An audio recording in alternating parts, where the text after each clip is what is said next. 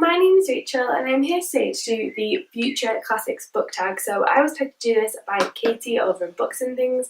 I will link her channel down below. And this is just like a quick tag to try and like see what books you would predict to be like classics or like really famous works of fiction in the future and stuff like that. So I'm gonna do this tag today. So I have my little new pad that I'm in love with because it's a little Harry Potter pad. I'm excited about it.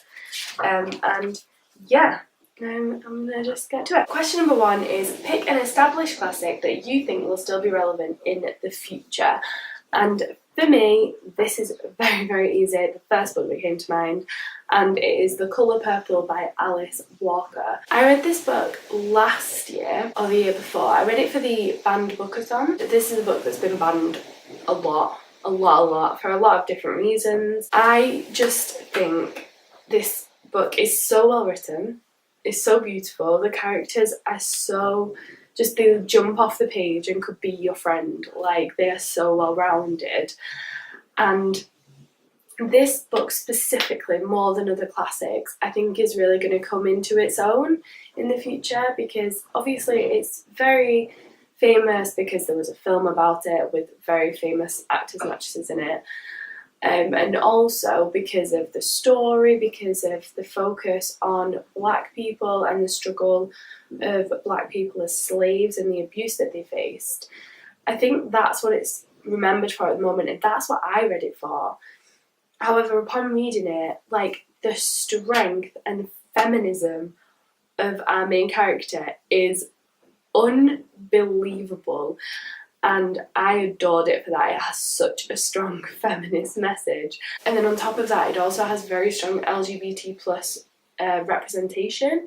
And I think that now we're getting to a point where people are so much more accepted in our society, and like LGBT plus content, books, films, TV shows are, you know, becoming more and more common now.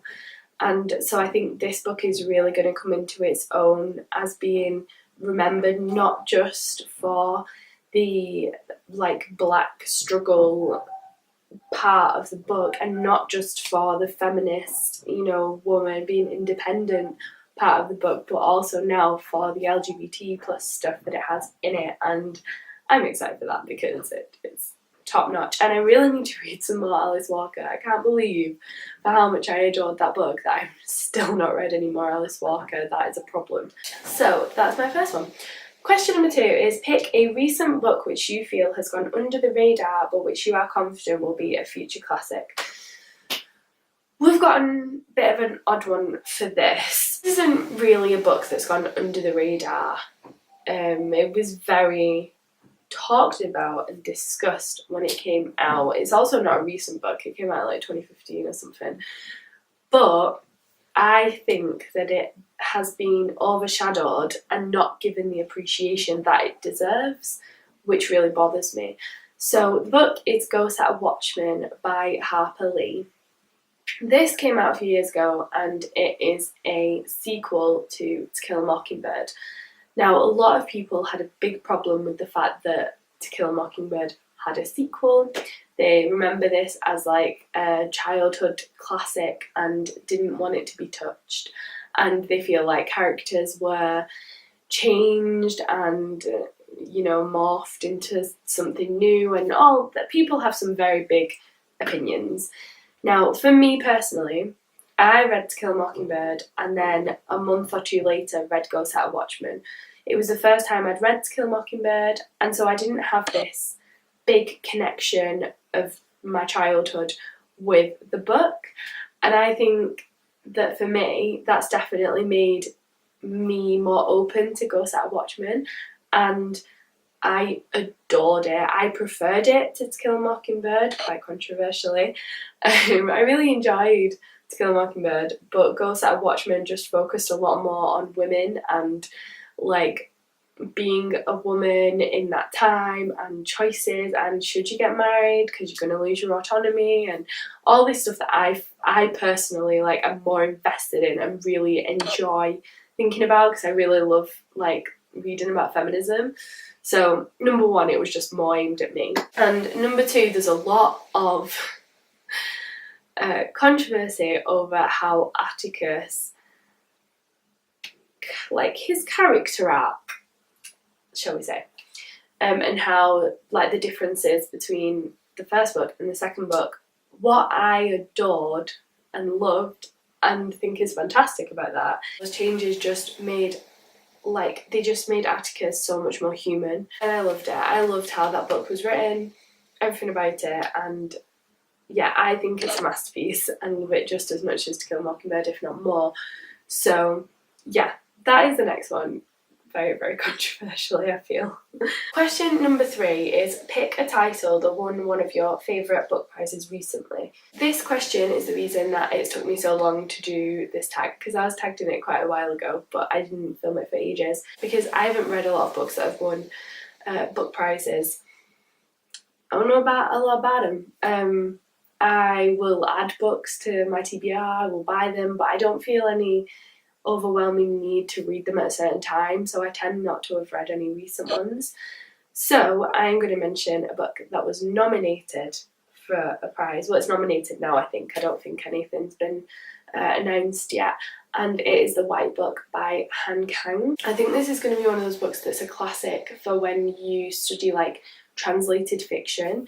I think Han Kang is definitely going to feature strongly on university translated fiction lists in the future, and The White Book is one that I think really deserves to be there. Like I said, it's nominated for the Man Booker International Prize, which I really hope that it wins. I preferred it to her other book, The Vegetarian, although, as I've said before, it took me a really long time to get used to her writing style when I was reading The Vegetarian, and when I was reading The White Book, obviously I already knew her writing style, so that might have affected it, and if I went back I might enjoy them the same. I'm not sure.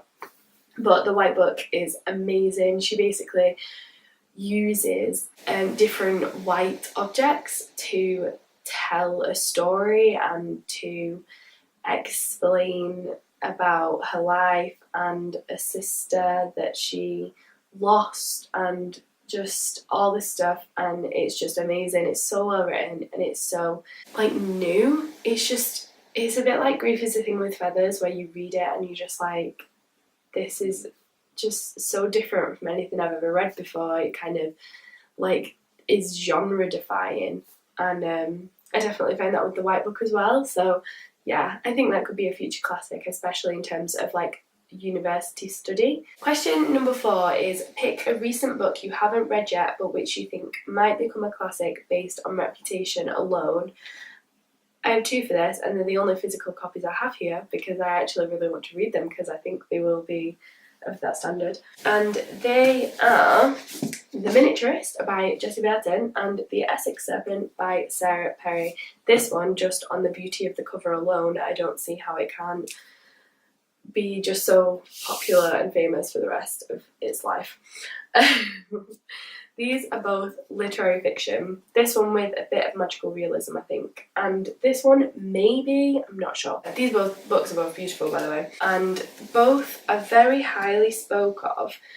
And spoke of to the point where they seem like they would be spoke of for years and years and years to come. And I think, especially with The Miniaturist, this came out quite a few years ago. I feel like people still talk about this all the time. And yeah, I just think these could end up being classics of our time period and books that people remember from ours specifically. You know, like you have like Fitzgerald is always remembered as an author from the 20s and stuff. I feel like these kind of books will be the books of our time period in England. So I really want to get to these, and I think they could be classics. Question number 5, and the last question, is pick a favourite book that you want to save for your grandchildren or your friends' grandchildren to read in 50 years' time. I have 2 books for this, both by the same author, and I think it's a bit of an odd one because I don't know if they would be classics, because I don't know how much graphic novels can be classics, because I've just never really seen graphic novels really be classics, but it's because they're quite a new thing in terms of when you look at like when classics are usually published from. They are quite new, but it is the Isabel Greenberg books. This is the Encyclopedia of Villiers and the 100 Nights of Hero. I adore these two books. I think they are so beautiful and so phenomenal, and I adore them, and I would definitely want to read them to my children, 100%. They are so whimsical and fairy tale-esque and funny, and they give what I want. Like, they have feminist characters in, they have they feature LGBT plus characters, and just, oh, they're so pretty. They're so pretty. I hope she brings out more graphic novels soon. I'm so in love with her artwork and her stories and everything. So she is definitely one that I think, like, I want to say that will be a classic, but I just don't understand how the graphic novel genre works in terms of classics. But I guess we'll see in the next few years how that works. That was the tag. Thank you to Katie from Books and Things for tagging me. Thank you very much for watching, and I will see you in my next video. Bye!